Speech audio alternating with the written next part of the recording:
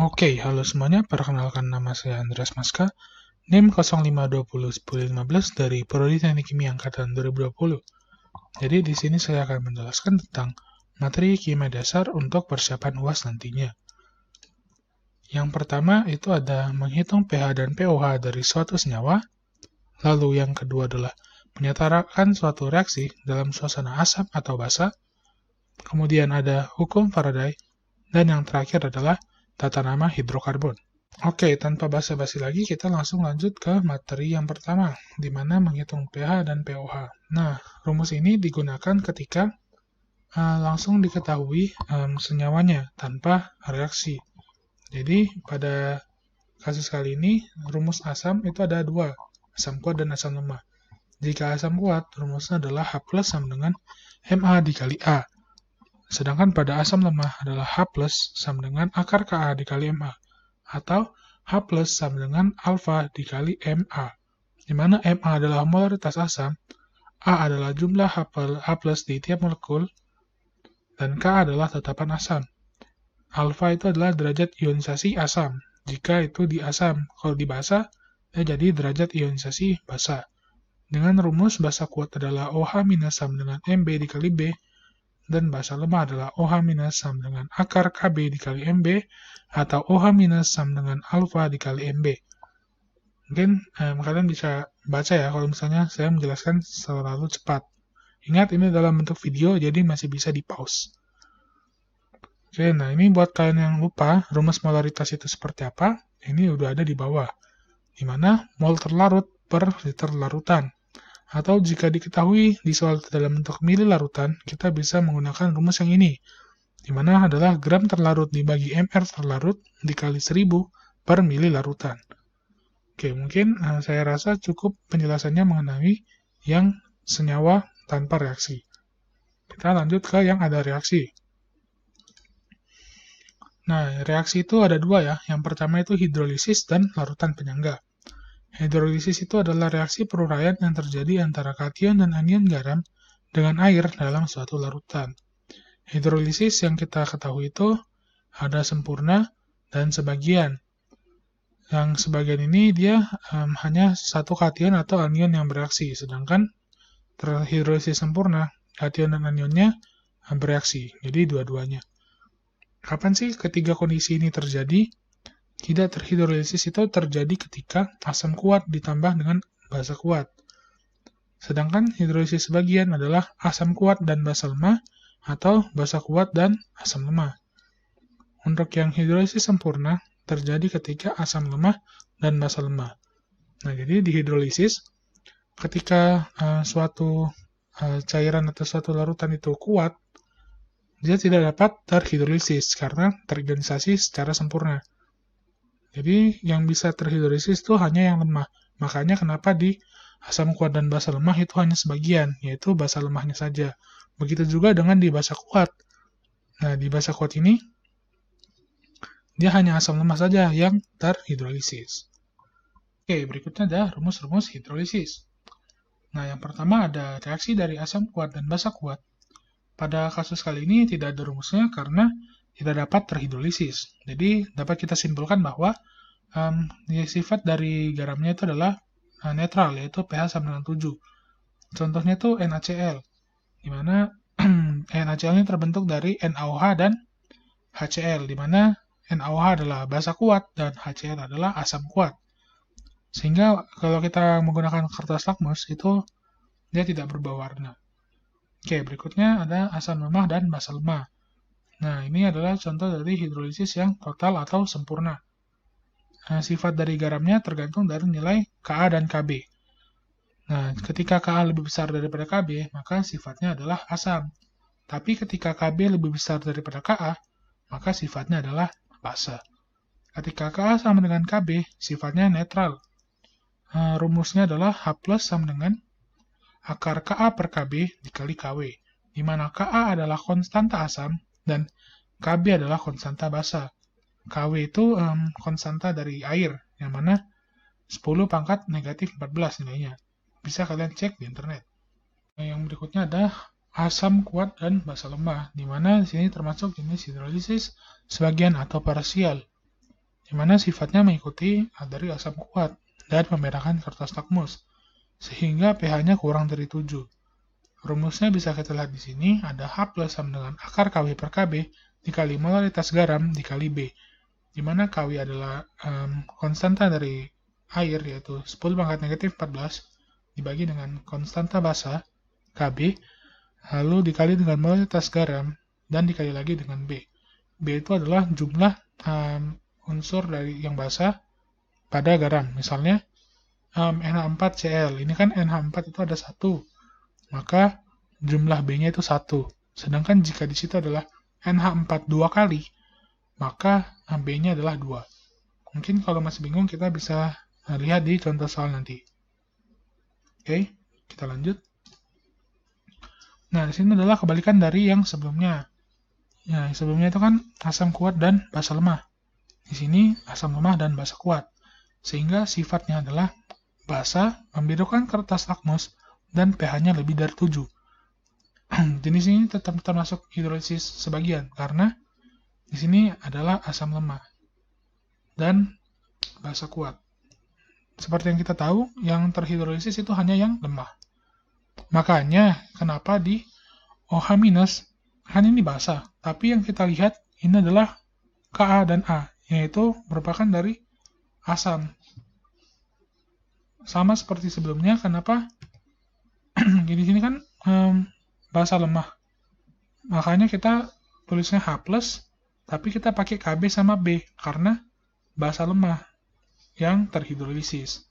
Seperti itu. Kenapa penjelasannya H+ menggunakan Kb dan B, bukan Ka dan A. Padahal dia asam kuat, gitu. Sama seperti kasus kali ini, di mana asam lemah direaksikan dengan basa kuat. Jadi, untuk menghitung OH, itu kan OH kan basa. Menghitung basa sama dengan Kw per Ka dikali A. Nah, kan A itu kan harusnya asam ya. Oke. Mungkin kalau masih bingung kita lihat lagi contoh soal nanti. Nah, pada kasus kali ini CH3COO dan Na. Nah, Na itu kan dari basa, sedangkan CH3CO itu dari asam. Nah, jadinya kita ngambil yang CH3COO ini. Jumlahnya kan ada 1 ya di sini. Jadinya A-nya 1. Nanti kita bisa lihat di contoh soal. Nah, bedanya larutan penyangga dengan hidrolisis itu ada beberapa. Yang pertama ialah pada hidrolisis ketika reaksi MBS-nya mula-mula bereaksi sisa, dia pada reaktan habis tak bersisa. Sedangkan pada penyangga, dia masih ada sisanya. Dan biasanya yang tersisa adalah yang lemah. Sehingga jenis dari penyangganya itu tergantung dari larutan apa yang lemah. Ketika asamnya lemah, maka jenisnya adalah asam. Sedangkan ketika basanya lemah, maka dia termasuk dalam jenis yang basa. Rumusnya seperti yang ada di gambar. Ketika asam itu kan H+, sama dengan Ka mol asam per mol garam dikali dengan A. Seperti itu. Di mana Ka adalah tetapan asam, A adalah jumlah asam lemah pada garamnya. Nah, kalau yang basa, yang jenis basa, dia OH- sama dengan Kb mol basa per mol garam dikali B. Tetapan basa itu Kb, B itu jumlah basa lemah pada garamnya. Nah, ketika larutannya itu asam ditambah basa, nih, jika yang tersisa adalah asam lemah, maka rumusnya seperti ini. Ketika yang tersisa adalah basa lemah, maka rumusnya adalah seperti ini. Jadi intinya, kalau misalnya hidrolisis, dia tidak ada sisa dan mengikuti sifat yang kuat. Kalau larutan penyangga, dia itu masih ada sisa dan mengikuti sifat yang lemah. Oke, mungkin seperti itu penjelasan singkat mengenai hidrolisis dan larutan penyangga. Untuk contoh soalnya akan kita lihat di akhir video setelah menyelesaikan materi. Oke, berikutnya ada hukum Faraday. Jadi hukum Faraday itu ada 1 dan 2. Hukum Faraday 1 adalah perbandingan mol sebanding dengan perbandingan koefisien. Dan mol elektron menyatakan Faraday. Nah, rumusnya adalah seperti ini dan sudah ada keterangannya. Bisa kalian baca dan ingat di sini ada note. Valensi logam sama dengan muatan. contoh Ag plus, maka valensi Ag-nya adalah 1 nih, karena dia plus kan. Jika Cu 2 plus, maka valensi Cu-nya sama dengan 2, dan sebagainya. Nah, untuk valensi non-logam, pada umumnya sama dengan 2, kecuali valensi O2 yaitu sama dengan 4, dan valensi H2 yang sama dengan 2. Nah, seperti itu. Mungkin bisa kita lanjut ke hukum Faraday kedua. Nah, pada hukum Faraday kedua, biasanya tuh yang digunakan adalah rumus yang ini. W1 per E1 sama dengan W2 per E2, di mana W itu adalah massa dalam garam, dan E adalah AR per valensinya. Valensi yang mana? Valensi itu yang sebelumnya tadi. Yang ini. Oke, kita mungkin selanjutnya. Nah, ini adalah tata nama hidrokarbon. Bagi kalian yang tidak suka hitungan, kalian akan cocok sekali dengan materi yang satu ini, karena ini lebih ke hafalan. Nah, ini adalah tata nama hidrokarbon. Alkana, alkena, dan alkuna. CnH2n plus 2 itu adalah alkana, alkena itu CnH2n, dan alkuna adalah CnH2n dikurang 2. Maksudnya seperti apa? Nah, ini kalian ubah aja jadi 1 misalnya. Kalian anggap N-nya 1. Maka ini kan C1, H2 tambah 2. Berarti kan CH4. Nah, itu adalah rumus alkana yang namanya metana. Karena CH4. Kalau kalian ubah jadi 2, nanti jadinya C2H6, yaitu etana. Nah, ini adalah hafalan.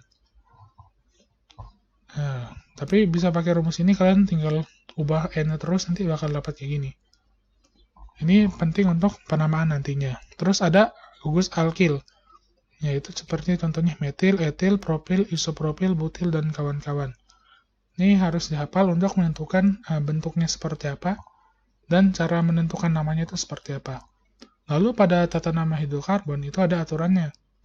Yang pertama adalah tentukan rantai induk terpanjang terlebih dahulu. Lalu yang kedua adalah beri nomor dari ujung yang dekat dengan cabang.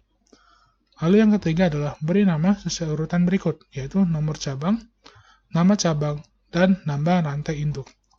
Untuk maksudnya seperti apa, kita akan membahasnya di contoh soal, oke? Mungkin karena materinya sudah habis, kita lanjut ke contoh soal. Langsung ke soal yang pertama. Soalnya seperti ini, diketahui morfin itu merupakan basa lemah dengan Kb 8 kali 10 pangkat negatif 7. Nah, lalu mol morfinnya 0,04 dan volumenya sebesar 600 mili. Nah, lalu kita ada rumus yang perlu diketahui bahwa pH sama dengan 14 dikurang pOH. Nah, karena yang di sini diketahui adalah basa lemah dan diketahui Kb-nya, maka kita hitung pOH terlebih dahulu. Nah, kita memerlukan molaritas. Apa itu molaritas? Molaritas adalah mol per volume. Satuannya volumenya itu harus liter. Jadi kita ubah ini jadi 0,6 liter. Jadi molaritasnya 0,04 per 0,6 liter. Diperoleh sebesar 0,067. Nah, diubah dalam bentuk lain ini sama dengan 6,7 kali 10 pangkat negatif 2. Oke. Nah, terus bagaimana selanjutnya? Selanjutnya kita hitung konsentrasi dari OH minusnya. Seperti yang ada di PPT tadi, caranya, karena ini basa lemah, rumusnya adalah akar M dikali, ini MA dikali sama KB. Nah, MA-nya kan ini, molar. Nih, 6, KB-nya ini, udah ada di soal. Kita langsung aja hitung, berarti sama dengan 6,7 kali 10 pangkat negatif 2 dikalikan dengan 8 kali 10 pangkat negatif 7. Oke, ini kita bisa hitung di kalkulator ya. Itu diperoleh nilainya sebesar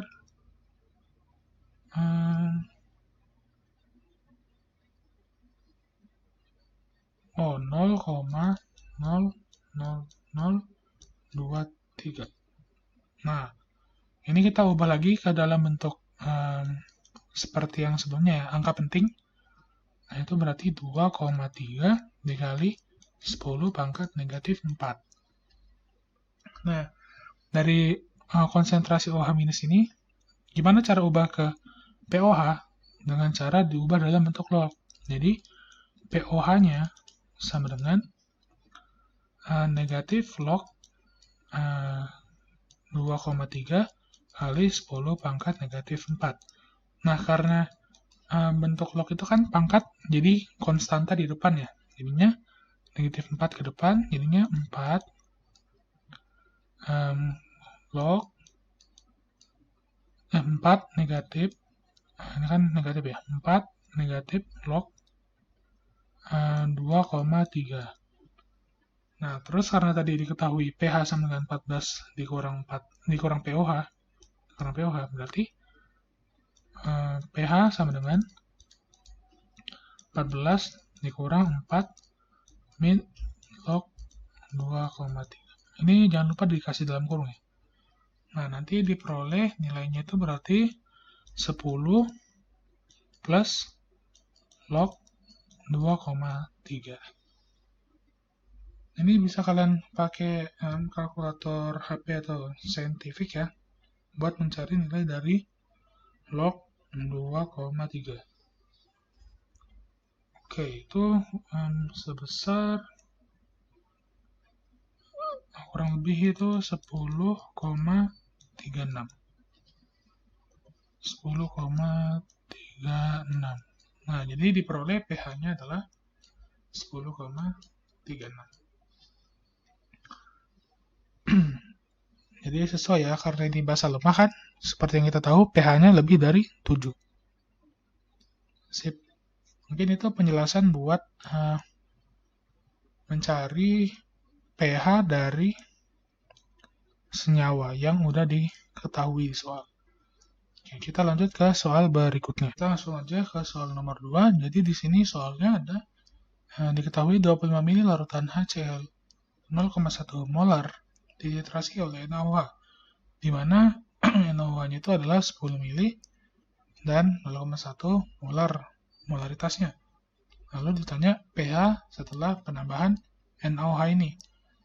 Ya, caranya kita menentukan dulu M, B, S-nya. Mula-mula bereaksi sisa.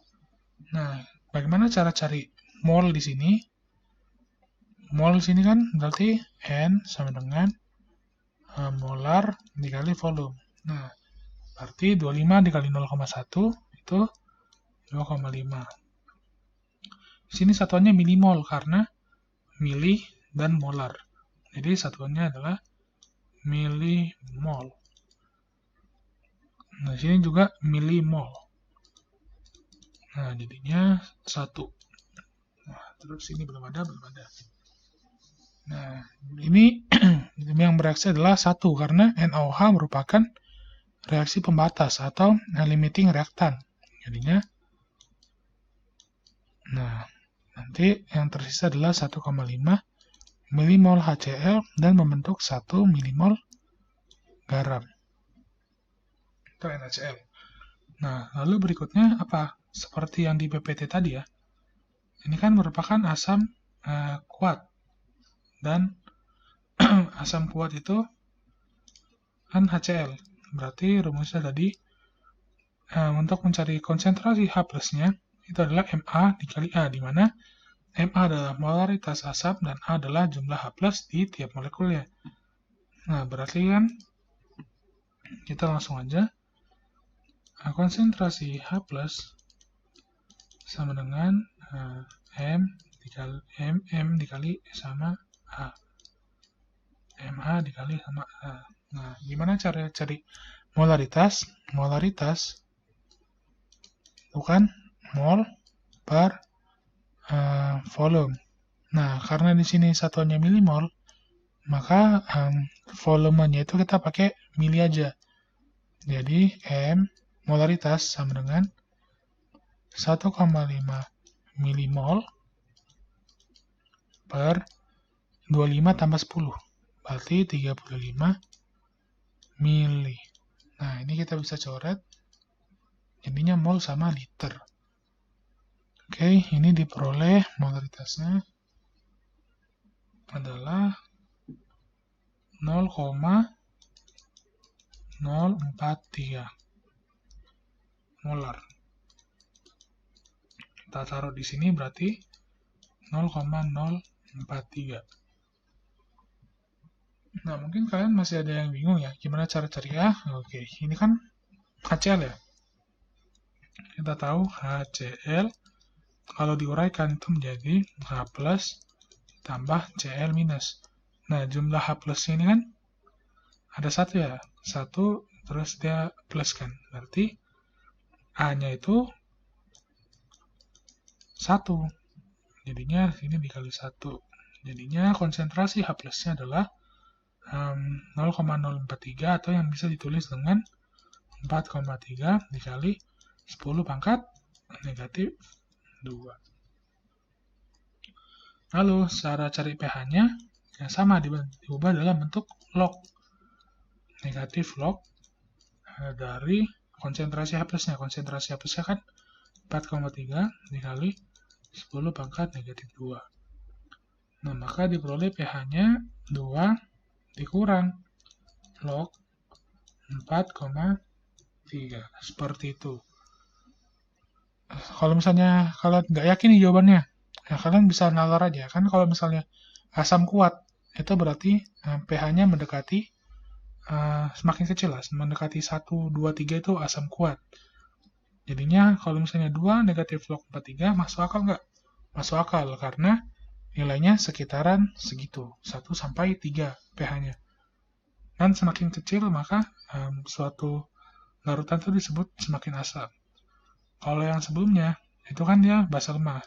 Nah, nilainya berarti ya sekitaran 10,36, nggak nyampe 12, 13, 14, itu disebut basa kuat. Oke? Sampai sini saya rasa udah cukup jelas ya penjelasan tentang mencari pH baik yang dengan reaksi maupun yang tanpa reaksi. Soal berikutnya adalah pemutaran metode Bilox Cl2 menjadi Cl min plus ClO3 min. Oke, pertama-tama kita pisah dulu reaksinya, yang ini itu Cl2 menjadi Cl minus. Nah, ini kan ada Cl2, berarti Cl-nya ada 2. Sedangkan di sini cuma 1, berarti di sini perlu ditambahkan angka 2. Nah, berikutnya kita lihat lagi. Muatannya sini 0, di sini ada negatif 2. Berarti supaya ini sama kayak di sini, berarti kita tambahin 2 elektron minus. Oke, sudah setara ya. Cl-nya ada 2, negatifnya ada 2, ionnya ada 2, negatif 2. Sama sini juga, Cl-nya ada 2, negatifnya ada 2 juga. Ionnya ada 2 juga. Oke, ini kita sebut sebagai persamaan A. Kita buat persamaan B. Nah, yang persamaan A ini disebut dengan reduksi ya. Persamaan reduksi. Yang mana dia memerlukan elektron di reaktannya. Oke, berikutnya kita buat persamaan yang kedua. Di mana Cl2 menjadi ClO3 minus. ClO3 min. Kita setarakan lagi sama kayak tadi, ini berarti dikali 2. Nah, di sini karena di sini ada oksigen ya. Di sini kan berarti juga perlu oksigen. Berarti kita tambahkan dengan H2O. Nah, karena di sini ada H, di sini nggak ada H, berarti kita tambahkan dengan H+. Di sini oksigennya ada 6. Berarti di sini ditulis 6. Nah, karena di sini ada 12H2 kan jadinya 12H2, berarti di sini ada 12H+. Nah, sekarang udah sama jumlah unsurnya. Kita lihat lagi jumlah ionnya. Di sini ada negatif 2 sama 12. positif 12. Berarti totalnya di sini ada negatif 10. Berarti di sini perlu ditambah negatif 10 elektron. 10 elektron minus. Nah, ini sudah setara. Bukan di sini maksud saya. Berarti ini kan positif 10, berarti di sini yang perlu. 10 elektron minus. Jadinya di sini total muatannya 0, di sini total muatannya negatif 2 tambah 12 dikurang 10 sama dengan 0. Nah, udah setara kan? Di sini tadi negatif 2 sama negatif 2. Nah, udah setara nih. Kalau udah setara, kita eliminasi ini persamaan A dengan persamaan B. Oh ya, ini oksidasi ya. Persamaan oksidasi. Nah, kenapa oksidasi? Karena dia ada elektron di produk. Sedangkan reduksi, elektronnya ada di reaktan. Sip. Karena di sini elektronnya ada 2, di sini 10, berarti yang di atas ini dikali 5. Di sini dikali 1. Oke. Sepakat ya, kan eliminasi ada di matematika ya? Atau kalkulus kalau misalnya kuliah ini sekarang.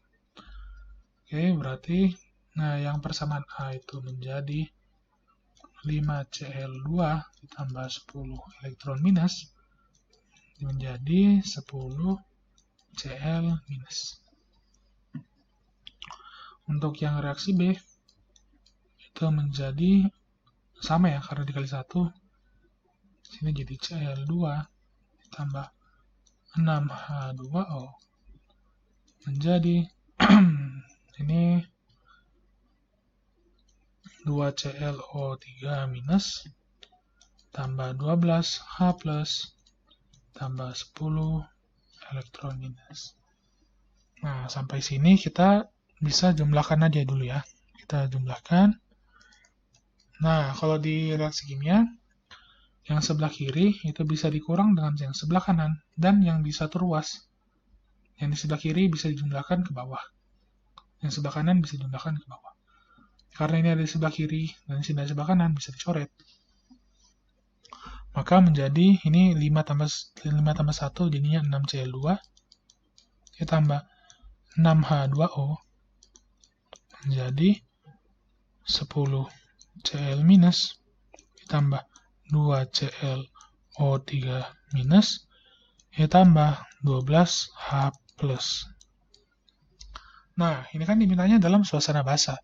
Sedangkan kalau kita tahu ya, H plus itu kondisi asam, maka di ruas sebelah kiri dan ruas sebelah kanan perlu ditambahkan OH- sebanyak jumlah H plusnya. Berarti di sini kan H plus ada 12, berarti 12 OH-. Di sini juga 12 OH-. Oke. Nah, seperti yang kita tahu ya, kalau misalnya H bertemu dengan OH-, H plus bertemu dengan OH-, dia bisa membentuk H2O. Oke. Kita tuliskan lagi di sini. 12 OH- ditambah 6Cl2 tambah 6H2O menjadi 10Cl- tambah 2ClO3- ditambah 12H2O.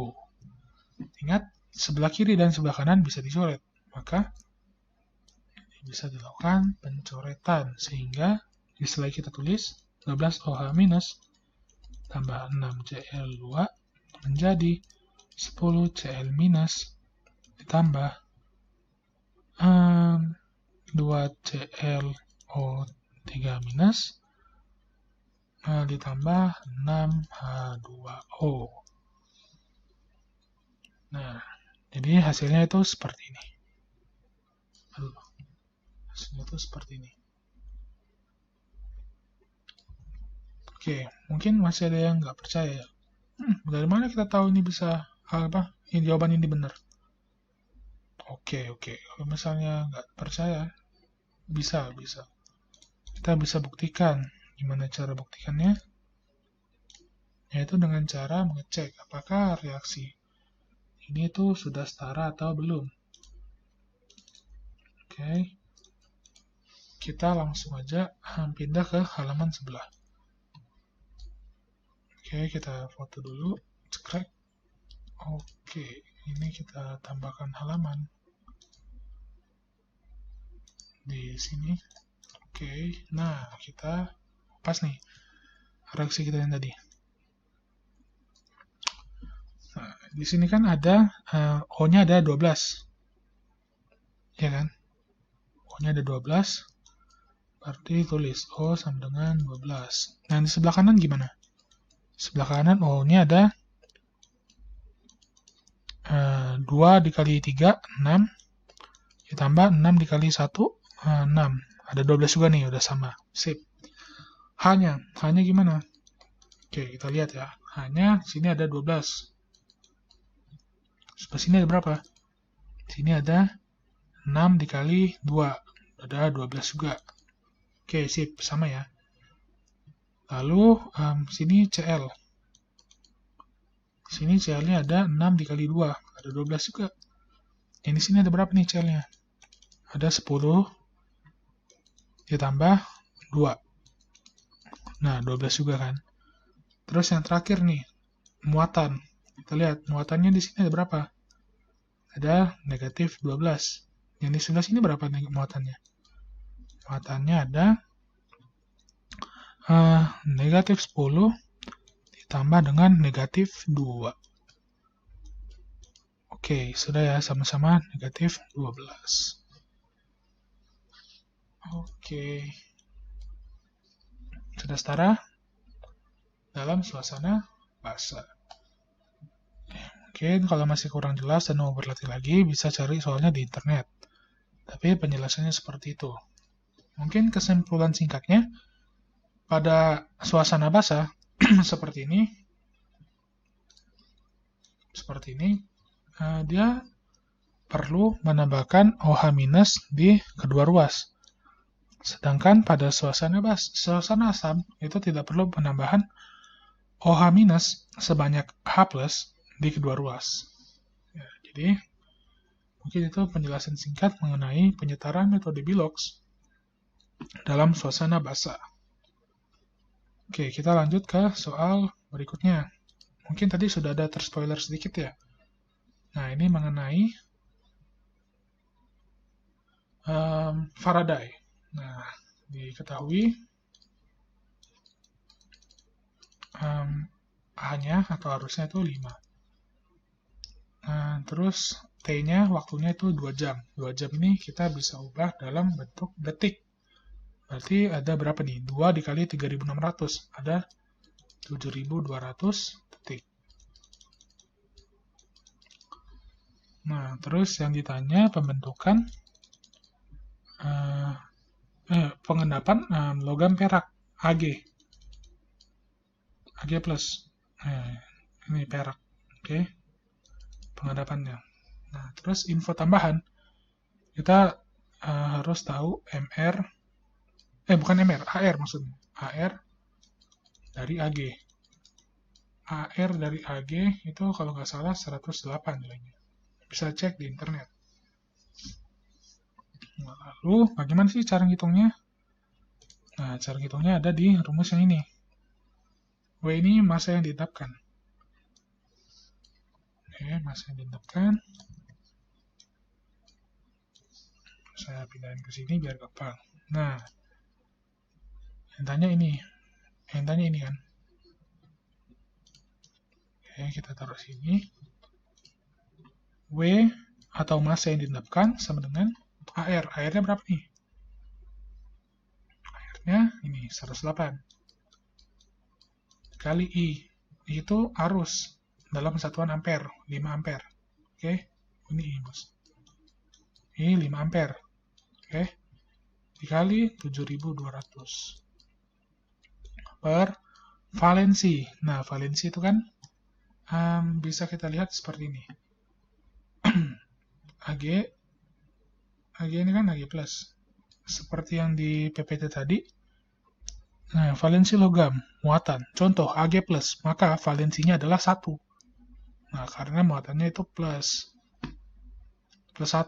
Nah, jadi bisa kita tuliskan di sini, valensinya adalah 1. Dikali 96.500. Maka kita bisa peroleh W-nya.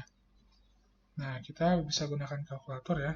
Nah, untuk menghitung 108 dikali 5 dikali 7.200 dibagi dengan 96.500. Dia peroleh 40,29 gram. Oke, begitu ya caranya buat menentukan massa yang diendapkan dalam suatu proses, dalam suatu reaksi pengendapan. Oke, cukup jelas ya untuk penjelasannya. Contoh soal sekali lagi bisa cek di internet. Nah, lalu kita masuk ke soal yang terakhir nih. Tuliskan struktur kimia dari 2,3,6 trimetilheptana. Nah, oke, kita buka lagi nih. PPT tadi udah ada penjelasannya. Heptana itu berarti 7 ya. C-nya. C-nya itu ada 7. Ya, kita tuliskan berarti C-nya memanjang itu ada 7. 1, 2, 3, 4, 5, 6, dan 7. Oke, terus dia ada di 2, 3, 6 trimetil. Berarti metilnya ada 3. Di baris kedua, baris ketiga, dan baris ke-6. Metil itu apa? Metil itu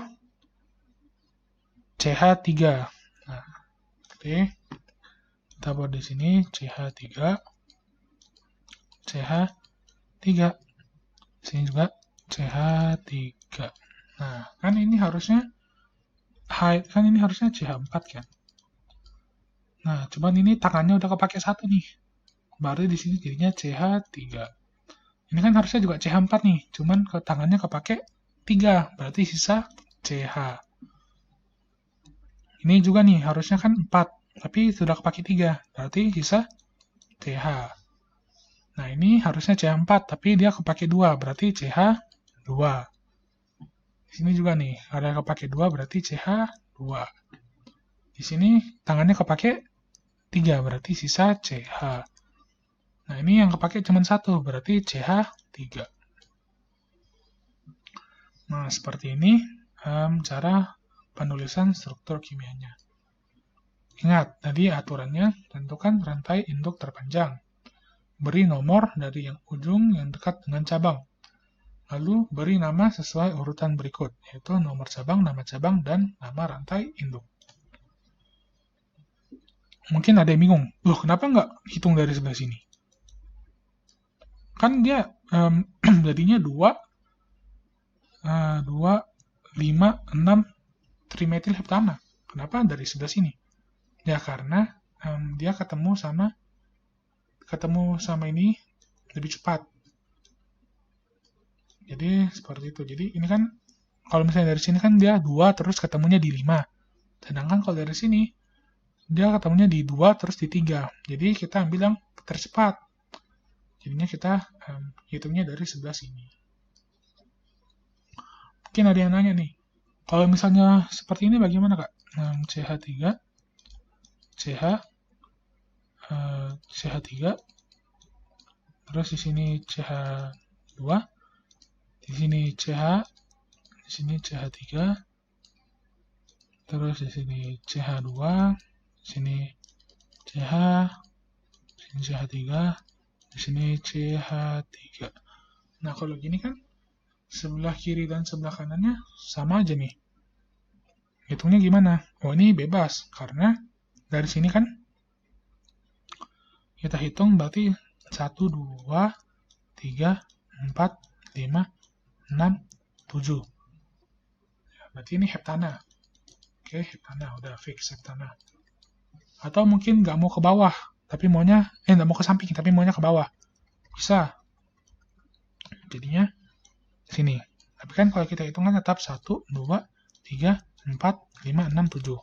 Gak apa-apa. Nanti samanya tetap sama kok. Jadi 2 metil, 2, ini kan 2, di sini ada 2, di 2, terus 3, 4, di 4, ini kan ada di 2, di 4, sama di 6. Namanya tetap 2,4,6 trimetil, trimetil heptana, karena panjang rantainya ada 7. Seperti itu, 2,4,6 trimetil heptana. Mau hitung dari sebelah kiri, bisa, sama kok hasilnya. Ini. Kita buktikan ya. Nah, ini 1, 2, berarti di 2. Terus 3, 4, berarti di 4. Terus 5, 6, berarti di 6. Jadi namanya tetap sama, 2,4,6 trimetil heptana. Sama kan? Ya, sama. Jadi intinya tentukan rantai terpanjangnya dulu. Rantai terpanjangnya kan bisa begini, bisa begini, bisa begini, sama bisa begini.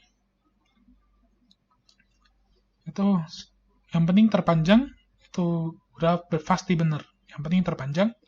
Terus yang kedua itu yang tercepat ketemu sama persabangannya. Nah, seperti ini. Ini kan tercepat. Berarti bacanya dari sebelah sini, dari sebelah kiri. Ini kan tercepat ya. 2, 3. Berarti bacanya dari sini. Terus tulis di mana dia percabangannya. Jadinya percabangan 2,3,6 trimetil. Kenapa? Karena ada 3 metilnya. Kalau misalnya cuma 2, jadinya dimetil. Dimetil, terus heptana itu nama panjangnya, panjang rantainya. Kalau misalnya panjangnya cuma 6, ya berarti ini diganti jadi trimetil heksana. Kalau cuma 4, ganti lagi butana, trimetil butana, seperti itu. Oke, mungkin sekian penjelasan mengenai materi UAS kimia dasar semester ganjil ya. Mungkin kalau misalnya masih mau mencari materi lagi, bisa cari di internet atau baca-baca lagi di sini. Di sini lengkap kok materinya. Mau hidrolisis atau larutan penyangga, mencari pH atau penamaan, semua ada di sini. Nanti saya kasih drive-nya di deskripsi video. Oke, mungkin sekian penjelasan dari saya. Kurang lebihnya mohon dimaafkan. Terima kasih.